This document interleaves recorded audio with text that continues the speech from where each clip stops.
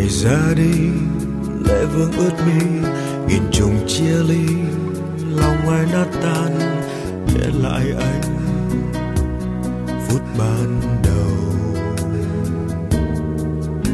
Trả lại cho em thời gian ước mơ, từng chiều mưa rơi đường xưa có đôi, gió tình yêu đã chợt bay. Còn gì cho nhau, cuộc tình đã lỡ, còn lại mãi sau ngày tháng thương đau, để lại trong anh vùng trời yêu thương, gửi lại cho em một nửa đời anh.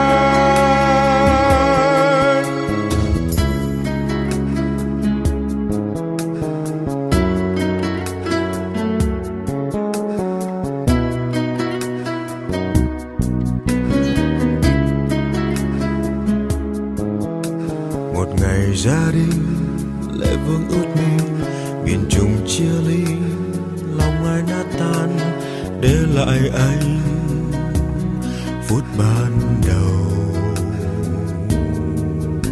Trả lại cho em thời gian ước mơ, từng chiều mưa rơi đường xưa có đôi, gió tình yêu đã chợt bay.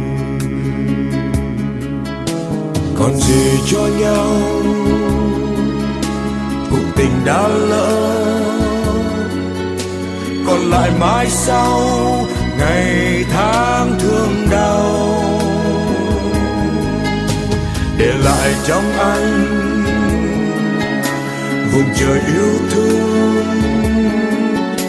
gửi lại cho em một nửa đời anh. Còn gì cho nhau, cuộc tình đã lỡ, còn lại mãi sau ngày tháng thương đau, để lại trong anh vùng trời yêu thương, gửi lại cho em một nửa đời anh.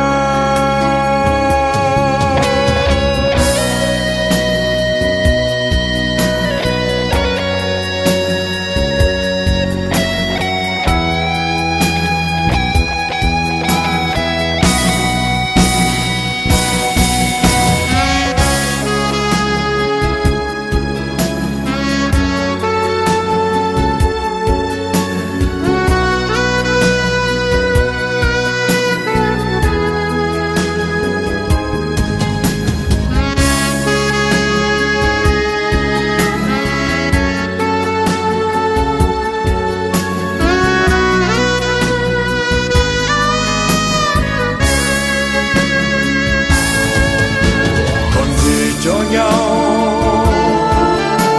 cuộc tình đã lỡ,